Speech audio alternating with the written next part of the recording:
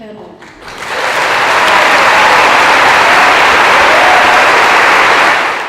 If you look back at up to a week before the Olympics started, it was pouring with rain, it was torrential rain. They were thinking that the opening ceremony might be a complete washout.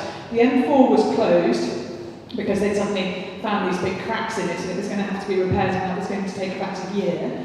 And then obviously before the opening ceremony we had the football match where the wrong flag was brought out. I can't remember if it was South Korea or North Korea, but they refused to come out because it wasn't their flag. And you had this impending sense of doom. And then that opening ceremony started, and everything from then on was just about perfect. My father rang his owners each Sunday to discuss the likely running plans for their horses. If he had shown any interest in current affairs or life outside Parkhouse stables, he would have had interesting conversations, as his owners had influence over a broad range of businesses and countries. Occasionally, if something so big had happened that even he couldn't miss it, he might stray off the topic of racing. Now there was betting on the general election, with prices offered on who would be Prime Minister, what the majority would be, and which individual seats would be won. It was therefore covered in the sporting life. When he rang Buckingham Palace, he was put through to the Queen immediately. In May 1979, he started their conversation thus: "Your Majesty." "Ian, how are you?" "Fine. All well here, the horses are in good shape, and I think we'll have runners at Royal Ascot." He went into more detail about which horses were being aimed at which races, and told the Queen about the one or two who'd had slight setbacks and would need time to recover. She took it all in, made the odd comment, and as he reached the end of his update, the Queen said, "By the way," it's like she's here with us, "by the way, what do you think of the election result?" The Conservatives had won the election, and Margaret Thatcher had become the country's first female Prime Minister. Dad was vaguely aware that this event had occurred, but as it didn't affect his daily life, he hadn't given it an awful lot of thought. My father is not a stupid man, but he does sometimes lack intelligence. And that is the only way I can explain his reply. "Well, it's going to take a while to get used to a woman running the country." Honestly, that is what he said to the Queen. On this April day in the early 1980s, my father had neglected to tell us that the Queen was coming to Kingscliff. So it was that I came charging in from riding Hattie to find two men wearing suits sitting at the kitchen table. I thought perhaps someone had been murdered, and these two Charlies were in charge of the investigation. I'd been watching Bergerac, and that was just the sort of thing that's always happening in Jersey. It was though, wasn't it? "Watcher," I shouted through the door as I tugged off my jumper boots in the dog's room. "Where's everyone else?"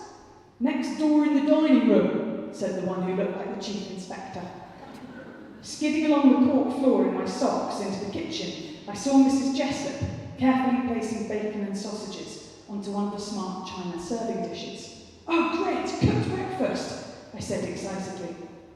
As I ran out of the kitchen, I thought I heard Mrs. Jessup saying something about someone feeling queasy or queer. It started with a Q.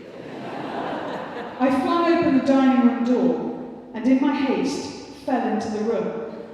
I was wearing my green cord riding joggers with stains from 2 weeks of wear, one red sock and one blue, my favourite rugby shirt, and a spotted handkerchief around my neck. It was a good look. The Queen, who was sitting at the head of our dining room table, was dressed rather more soberly in a navy blue dress coat. My entrance had caused a break in the conversation, one of those uncomfortable silences you hope will never happen because of you. And then it does. And there's not a lot you can do except say, "Sausages, yummy!" My father made that growling noise that I thought must make his throat feel a bit sore as I headed for the table in the corner, where there was a hot plate with my mother's best china dishes, laden with scrambled eggs, bacon, sausages and mushrooms. I'd rather missed my moment to curtsy and say, "Your Majesty," so I just carried on with breakfast, as if nothing was any different. "Keep your line and kick on," what Dad always said about hiding. I figured it was the same in life. The Queen drank tea, not coffee. She liked it weak and without milk. Only one slice of toast, and none of the eggs, sausages, bacon, hash browns, mushrooms or tomatoes that were on offer. Her gloves were to the side of her plate, and on her feet, black court shoes. She seemed very small and rather quiet. Not at all as she was on the television when my father made us watch her Christmas speech. My father glared at me, but it was too late to say anything now. So I concentrated hard on buttering my toast, smothering it with marmalade, and cutting my sausage long ways. It was an American delicacy, sausage on toast with marmalade. It's delicious. And I had decided that this would be part of what made me interesting and different. Sausages on toast with marmalade would form part of my statement to the world. The trouble with concentrating hard on cutting a sausage long ways is that if you press too hard, it's a bit like squeezing a bar of soap. The sausage can shoot out of your grasp. I know this. I know this only too well. I can still recall in slow motion the way my sausage shot across the table towards the Queen as she sipped her tea. Quick as a flash, I tried to grab it. I knocked over the milk jug. My mother yelped. My father growled again. The Queen glanced at me and raised an eyebrow. More people remember that moment than actually remember who won, any of the races in the pool. Michael Phelps turns up in a race that he's been unbeaten in 7 years, I think. And he's beaten by a 20-year-old South African called Chad Leclos, I now know it's pronounced. And the in-thought was saying Leclos all the way through, and I just thought, oh, you big show. And it is Leclos.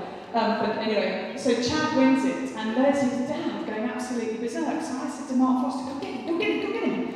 And Mark, bless him, runs off. And because Mark was a swimmer, Bert turns around and sort of thinks, oh, right, we were talking about. And our position was sort of separate from the other TV broadcasters, so we were nowhere near NBC, and we were live, and obviously I'm presenting it. So Bert comes around and I said, are you ready? Can we get you on? And the director says in my ear, just slow down, Claire. I'd lost my mic from my headphones, I was so excited. I was going to do a standing there. So no, get Bert in a chair, sit him down. Okay, coming to you now.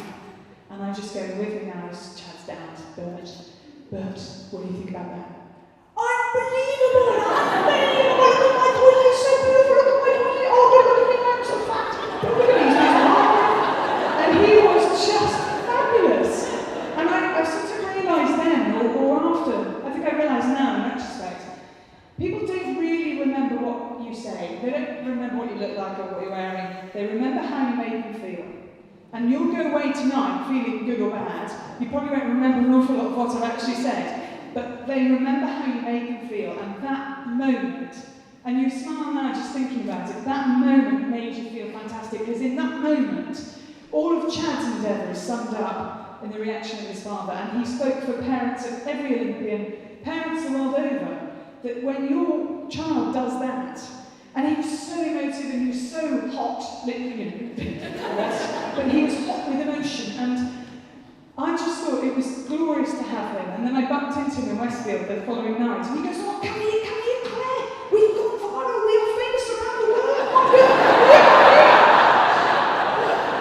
have on the internet. They all come up to me and they say, hello, Bert. It was just great. I loved him. And then the PR woman for the South African team, I then met at the Paralympics because I was doing a press conference for Oscar Pistorius. And she said, I have to thank you. You have, in a 3-minute interview, changed the image of South African men. And it's true. Thank you very much, indeed. Thank you.